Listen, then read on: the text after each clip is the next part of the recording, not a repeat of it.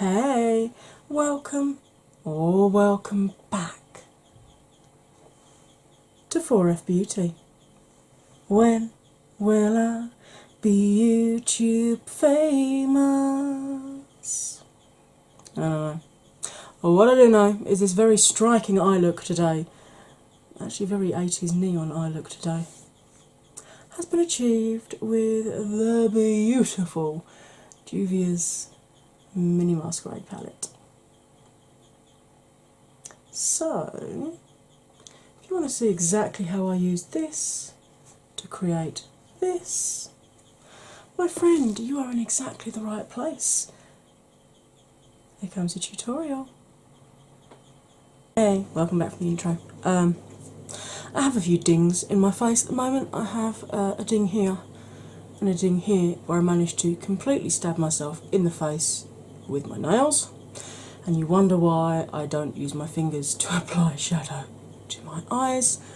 I've got a couple of unwelcome visitors on my nose, but I think that's because the last week I've been under a considerable amount of additional stress. And this is just the hangover from the visitor I had last month, which has really helpfully left hyperpigmentation on my skin.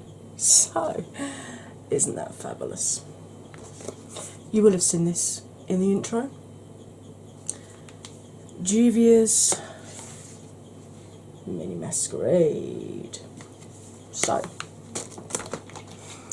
let's get zoomed in and get started. Now, I have washed, moisturised, and I have SPF'd and primed my face using my usual facial antiperspirant with primer qualities that I get from Amazon. I go through those about once every 2 months, I suppose, and that's wearing makeup most days, so the thinner the layer you put on, the better, really. I'm just going to pop a bit of concealer on my lid because although I've got reasonably oily eyelids, I don't really see a huge amount of difference in terms of shadow payoff or longevity when I use a separate primer.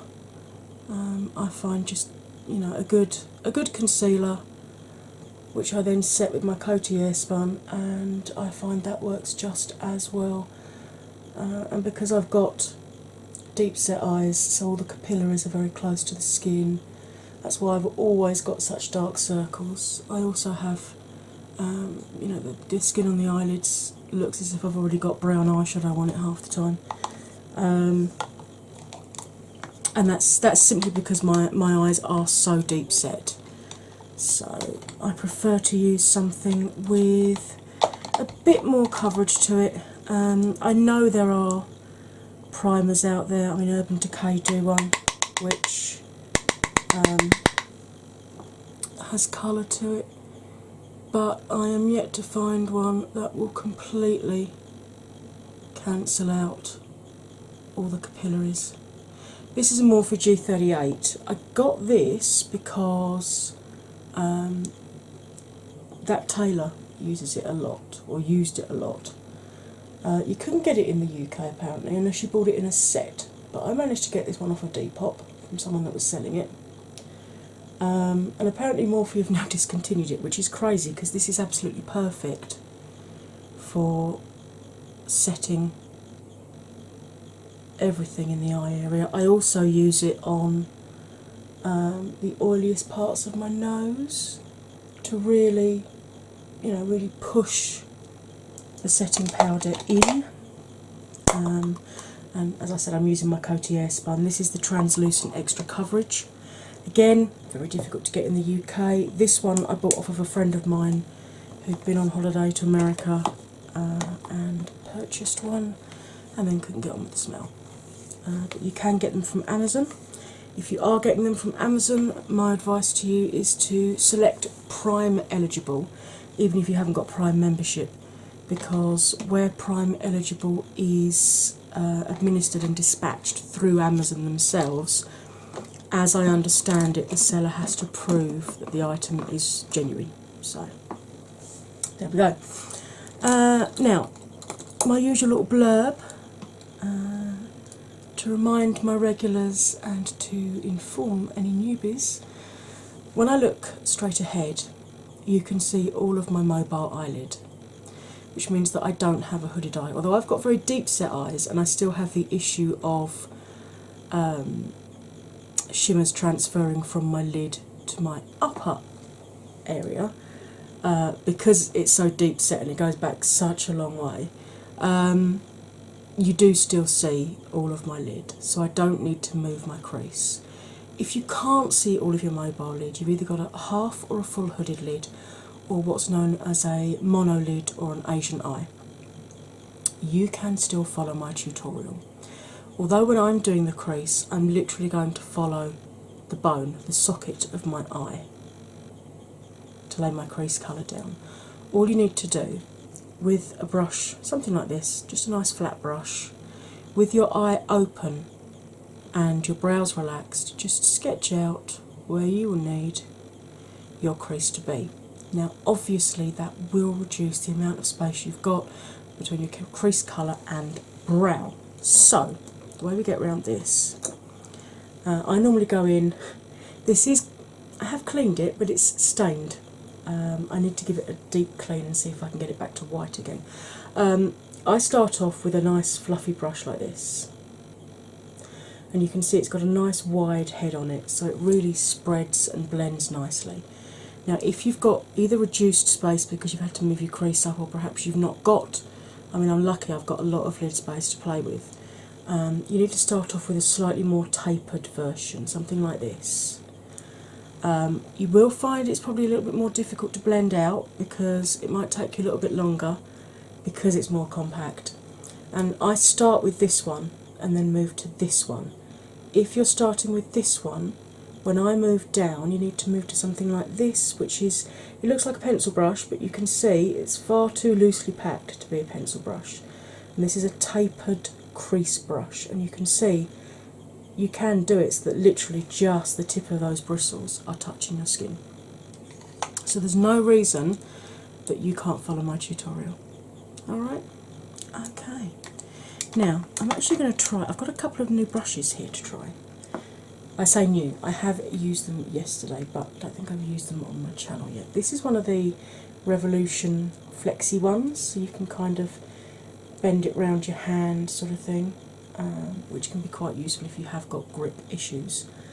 And this is shedding. Showed you I cleaned it.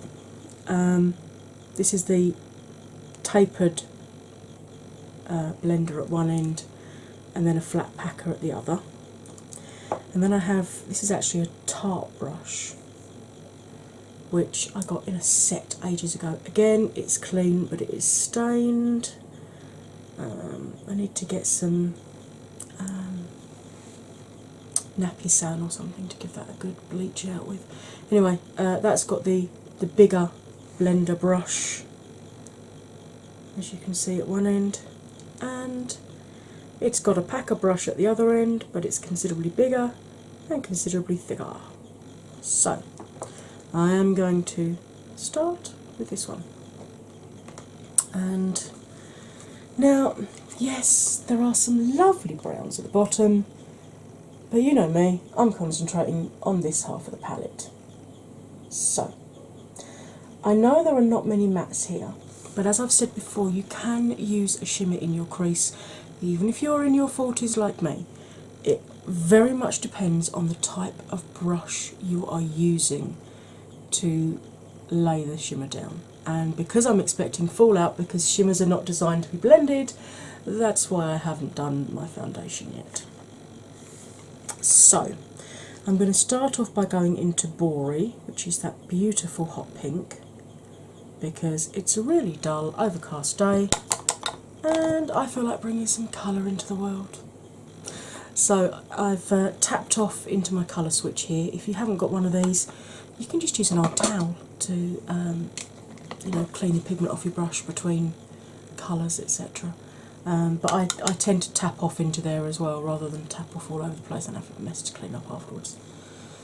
So we're going to start off with a windscreen wiper movement, starting off at the outside corner of the eye here, because if it does deposit too much colour, it's far easier to blend it out this end than it is this end because you've got your nose in the way. Alright, so we're going to start here, and very lightly I'm holding the brush right at the very end, as you can see, so I put as little pressure on the skin of my eyelid as possible. And I'm just going to gently run that through my crease, backwards and forwards, just to lay that colour down. Obviously, if you've moved your crease up, you just do exactly the same thing along the line that you've sketched out. Alright, and then I'm going to pick up a bit more of Bory, and now we're going to do circular movements, because where I'm 44, my eyelids move a lot.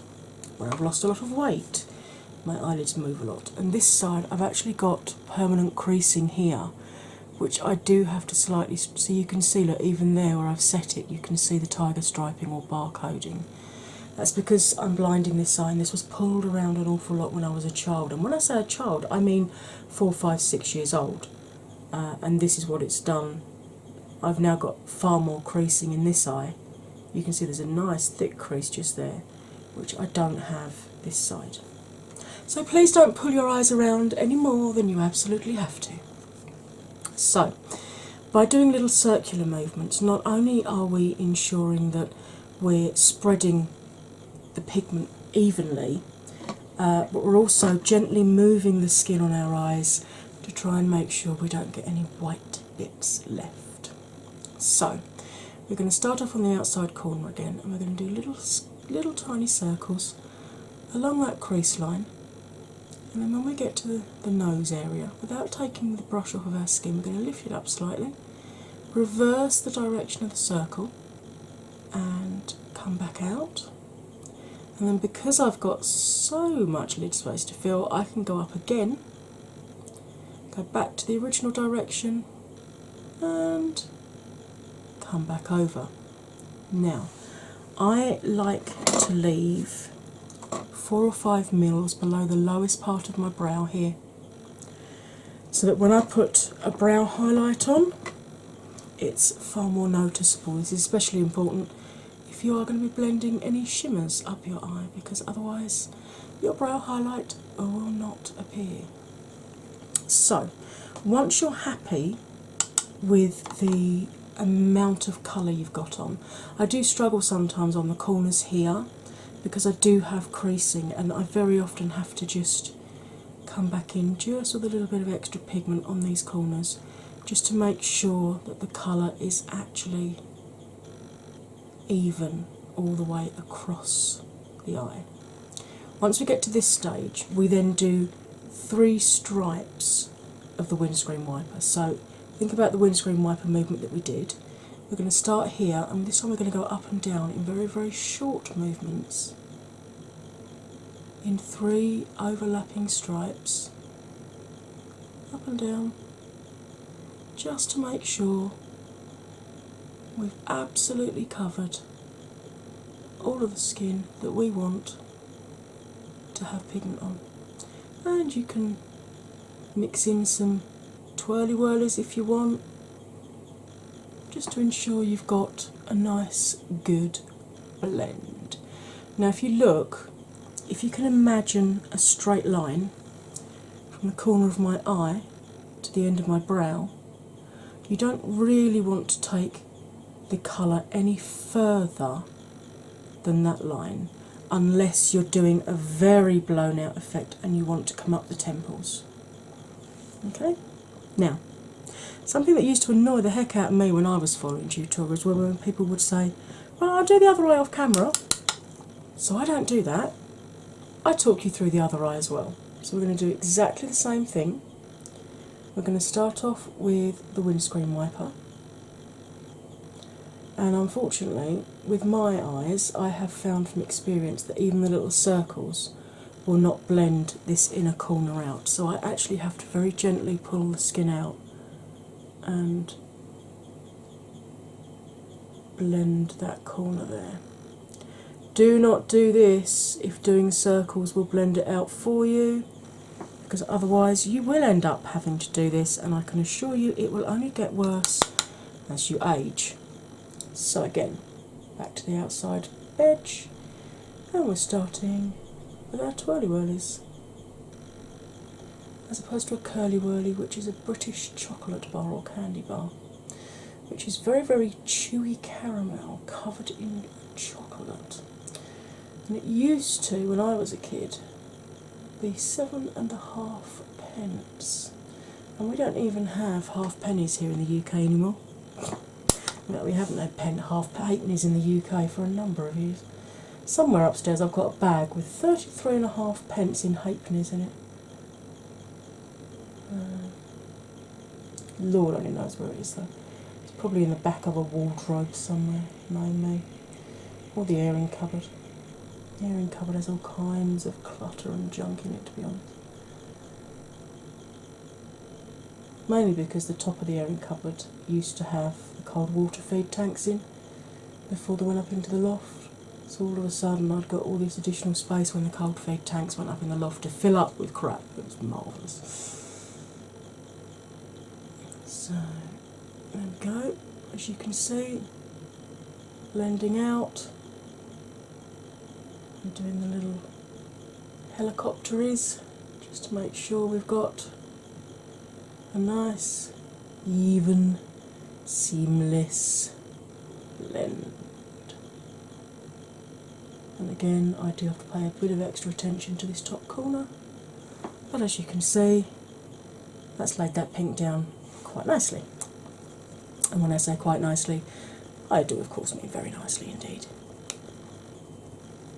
Right, I have cleaned the pink off of my brush, and I am going to go back into Zoho, which is a gorgeous black currant colour. And initially I'm going to start off doing exactly the same thing with the windscreen wiper through the crease or wherever your crease needs to be. And now this time, when I pick the colour up, before we carried it up the eye, what we're doing this time is we're keeping the bottom of the brush in contact with that line at all times. So we're going to still do twirly whirlies across to the middle, but this time when we reverse the direction and come back, we're not lifting it up the eye at all, we're still staying in touch with the crease line that we put down, because we want that first colour we put down to have its moment. We want it to still be able to peek out above this beautiful black curranty colour which we're currently laying into the crease. And you can see you just blend backwards and forwards until you get a nice... I do struggle at the moment getting pigment to sit there, so I end up just adding pigment to the brush and very carefully just tapping the pigment in. I am going in with yet a darker colour, so I'm not overly concerned at the moment about that patch, but it can be fixed just by tapping more pigment into the area.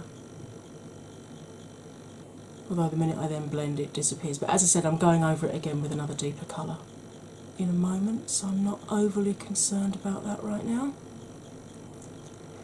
But what I do want to do is very gently go backwards and forwards where the two colours meet, just to really soften and blur the line so that you can't really say, oh, well, that's where that one finishes and that's where that one starts. So I hope you can see it is a subtle difference, but it does start to add definition to the eye.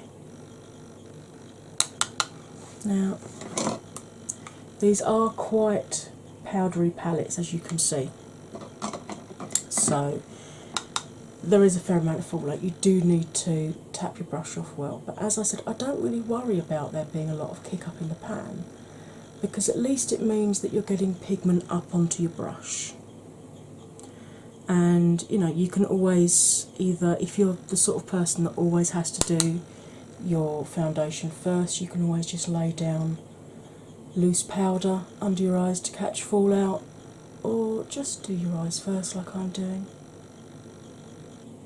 So again, we initially windscreen wipered through, and now we're just going backwards and forwards in little tiny circles along that crease line. It's much easier to show you with this eye because obviously I can close it.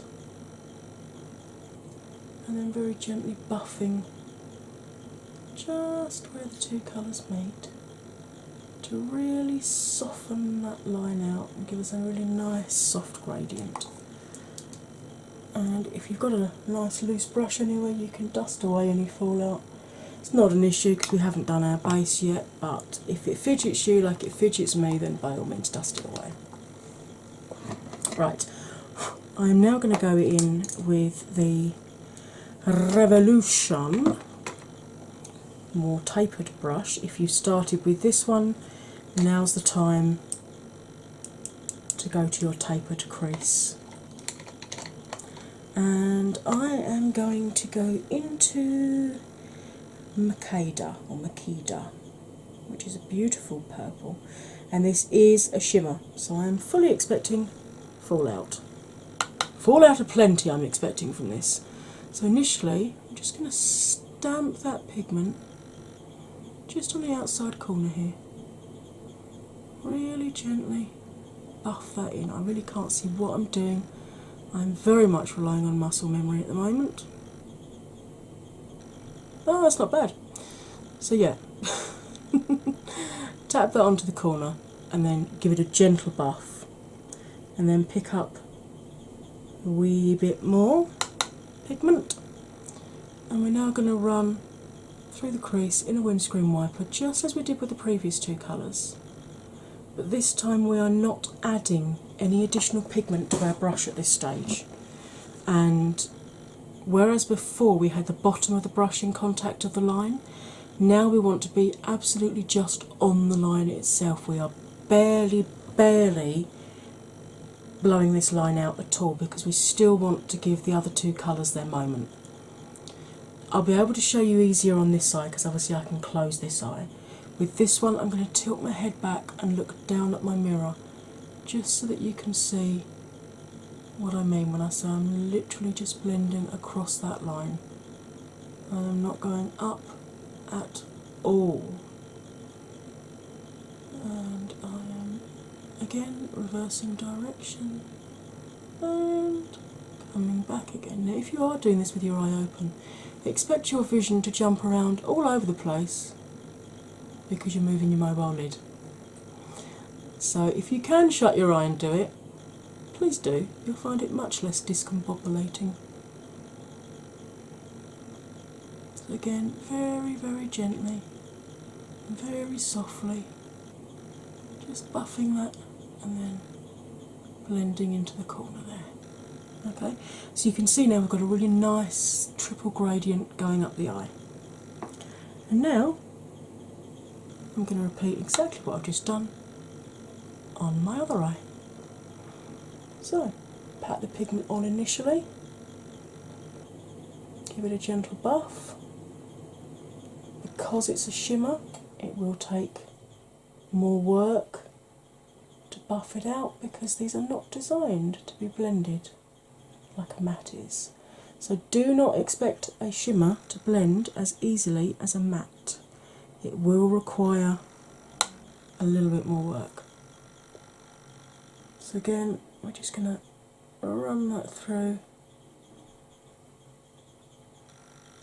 and again I need to just very gently do the inner corner here.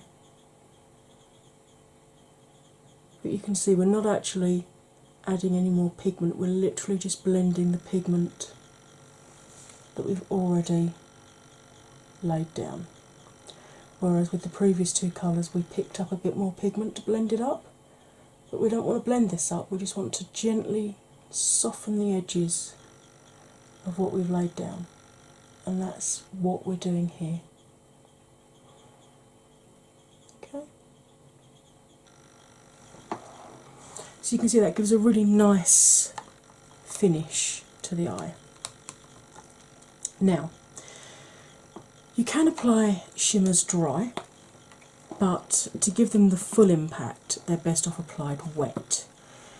This is not foiling your shadow. Foiling your shadow means having a loose pigment and mixing either a mixing medium or something together to make it into either a paste or a liquid to apply it to your lids. If you are just wetting your brush, all you're doing is applying the shadow wet. That is not foiling the shadow. I know a lot of people do use the wrong term when they're doing this, so you've probably picked up the wrong term yourself. So, going in with the other end of this flexible Revolution brush, which is this flat, thin packer style, I'm going to pick up some Zola. Okay, and then I'm going to use this Obsession Pigment Boost to wet the brush. I never put a wet brush into my shimmer because that's what seals it. You get hard pan, you then can't pick it up next time round. So always go in with a dry brush to pick the pigment up and then wet the pigment on the brush, not the other way around. So, you don't have to use a pigment boost, you can use a spray like Fix Plus or Mario Badescu, which are obviously moisturising sprays. You can use setting spray, you can even use clean water. Alright, so we're just going to very gently pop this onto the 2/3 of the lid that so far hasn't had any colour on it. And you can see, even though I haven't put any concealer down to act as a cut crease, this shimmer is opaque enough when wet to actually cover over the purple on that inner corner there. And yes, this is a very 1980s kind of colour scheme I've gone for, but never mind, eh? Now, I now clean all the pigment off of the brush using my colour switch. Okay, so you can see. And then I dry it on my hand to make sure it's totally dry before I go back into the pigment to do the other eye. Okay. Obviously, if you're working with a loose pigment, you can go in with a wet brush. But if you're using a packed pigment in a palette, my advice is that you don't. And my white balance is going crazy because it's come over really dark outside. And it's still only 10:30 in the morning. Fantastic.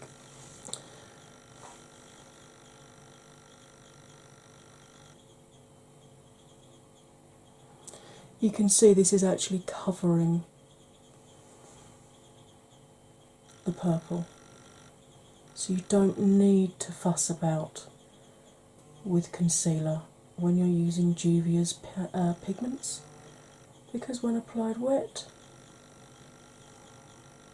they are powerful enough by themselves. I think I need to add a little bit more to my right eye, so let's just dry that brush off again, re-wet it. Let me get my little mirror so I can make sure I'm staying in frame for you. Just bring that a little bit higher up the eye, I think, to match. There we go.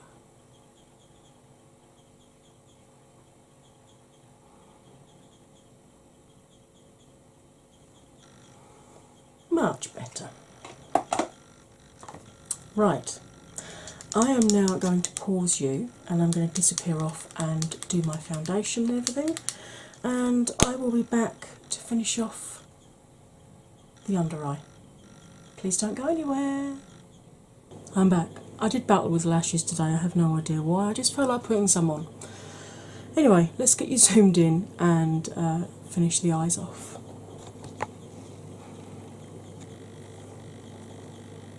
These are actually some that I got from eBay, but they're absolute dupes for the Ardell Wispies, so yay. But so much cheaper. Right, going in with the Bendy Revolution one, using the same end that we used to pack the blue on, I'm going to go into... which colour shall I go into? That's a good question. I'm going to go into Marley, which is a green. Yeah, I know, doesn't make sense. We'll do in a minute. I'm just going to really gently run that along the bottom lash line, getting as close to the lashes as I can. And this is the side that I always flinch because I usually end up poking myself in the eye. Not having any peripheral vision or anything, obviously, this side. I'm relying on muscle memory and my mirror to not actually go dink. Which long-term viewers will know I do on a regular basis. Wow, that weather out there is starting to look like November, finally. It's windy, it's overcast. Oh, beautiful grey, blustery day. I love days like this. Weird, aren't I? Right, now going in with the thicker end, packer end on the Tarte brush, I'm going to pick up a little bit of Dahlia, which is a beautiful blue. Look at that. Isn't that stunning? I'll take a bit more of that pigment off actually. There we go. I'm just going to very gently buff that along the green just to soften it and tie it in with the blue on the top lid. See, there's method to my madness. Sometimes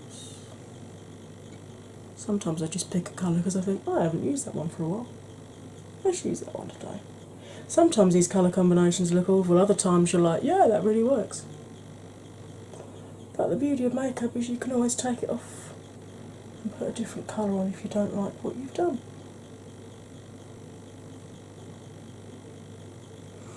If you're wondering which highlight I've used, which you can see on the inner corner and my brow bone, it's the Nikki Tutorials Ofra collab Cloud 9, the one with the peachy pink shift to it. As you can see, I think they're beautifully. So that I thought would go jolly nicely. Now, obviously I have mascaraed my top lashes when I did the lashes. So I'm just going to do my bottom lashes now, just very quickly. This is the Rimmel Scandalised Reloaded Waterproof mascara, because I've since found out that what I've been putting down to hay fever all year, with the runny eyes and everything, could actually be one of the symptoms of my fibro. Found a list today of 200 unusual symptoms that you probably don't link with your fibro, and one of them is increased issues with allergies and stuff. So it seems like I could end up with this hay fever all year round, which is just lovely. I'm going to be keeping the antihistamine business afloat. Now, I have got a new lippy to try. This is from Padaya. There we go, thank you, Padaya. And it's Diamond Glitter. It's meant to be their version of the Ciate Glitter Flip, but I don't think you need to press your lips together to do it, because if you look, you can actually see the mica in the lippy itself. So let's give this one a go, shall we? See what it's like. Okay, standard doe foot.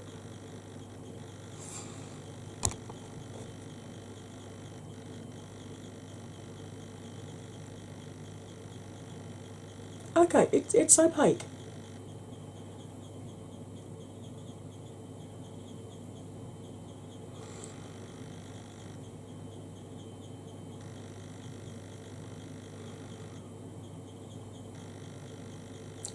It's definitely opaque.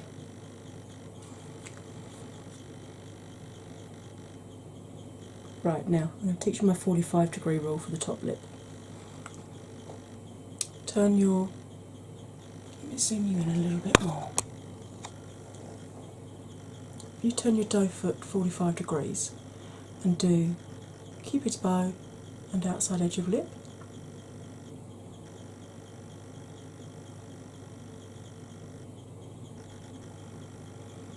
back to centre, 45 the other way and repeat. Gives you a nice little M or a bat. Then you turn your dough foot upside down and go from the corner of your mouth to the line you've just made.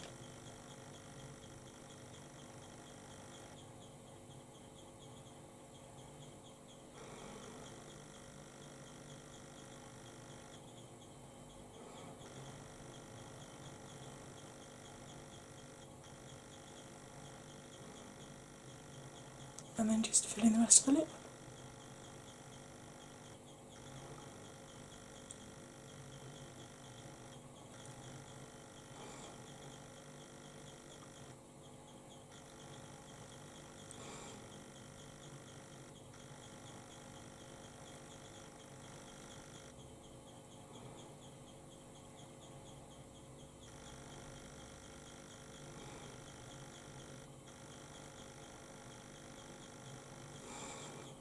This is also a really good way to give yourself a Cupid's bow if you don't have a particularly defined one.